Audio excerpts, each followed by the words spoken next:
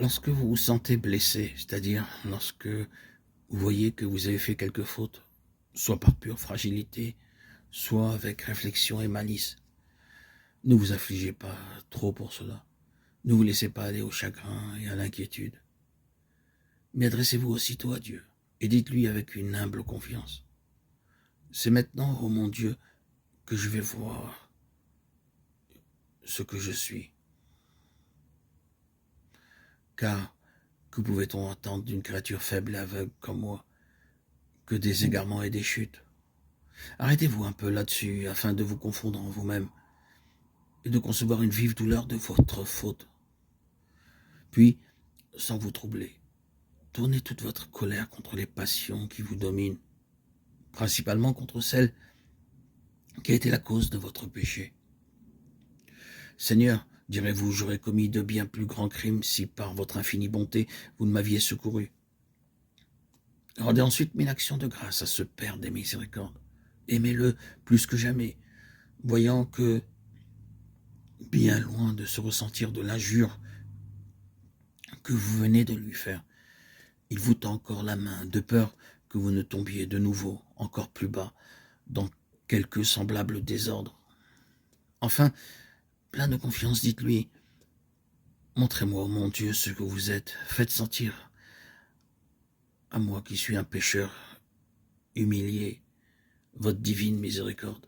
Pardonnez-moi, Seigneur, mes offenses. Ne permettez pas que je me sépare de vous, ni que je m'éloigne tant soit peu de votre amour, de votre miséricorde infinie. Fortifiez-moi, Seigneur. Fortifiez-moi de toute votre grâce, afin que je ne puisse plus vous offenser, plus jamais. Après cela, n'allez point examiner si Dieu vous a pardonné ou non, car c'est vouloir vous inquiéter inutilement, c'est perdre le temps. Et il y a en ce procédé bien de l'orgueil et de l'illusion du démon, qui par ses inquiétudes de l'esprit cherche à vous nuire, à vous tourmenter. Ainsi, abandonnez-vous à sa miséricorde et continuez vos exercices avec autant de tranquillité que si vous n'aviez point commis de faute. Méditez, priez, lisez l'Évangile, prenez des moments d'oraison silencieuse. Quand bien même vous auriez offensé Dieu plusieurs fois en un seul jour, ne perdez jamais la confiance en lui. Pratiquez ce que vous avez l'habitude de pratiquer. C'est ainsi que vous combattez contre le démon.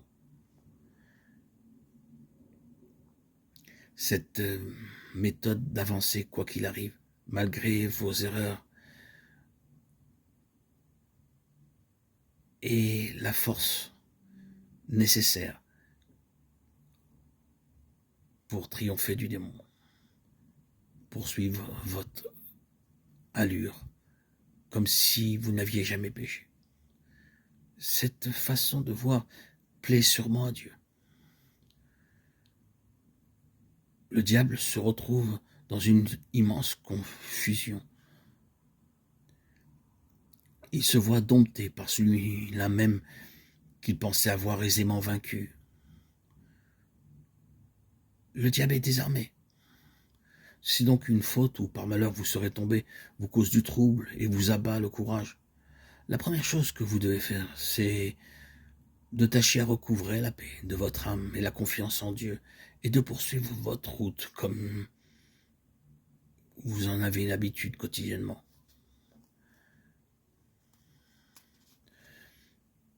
Il est vrai qu'il est dangereux de faire le mal et que nous devons tout faire pour l'éviter. Mais reconnaissons que tel que nous sommes faits, il nous serait dangereux de ne faire que du bien.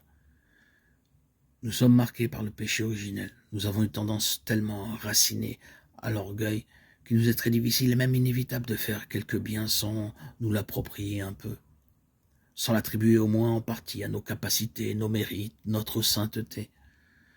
Si le Seigneur ne nous permettait pas que de temps en temps nous fassions quelque mal, nous tombions dans quelques imperfections, nous serions en grand danger. Nous tomberions vite dans la présomption, le mépris du prochain. Nous oublierons que tout vient de Dieu gratuitement et rien autant que cet orgueil n'empêche l'amour vrai. Pour nous préserver de ce grand mal, le Seigneur permet parfois un mal moindre, qui est de tomber dans quelques défauts. Et nous devons le remercier pour cela. Car sans ce garde-fou, nous serions en grand danger de nous perdre.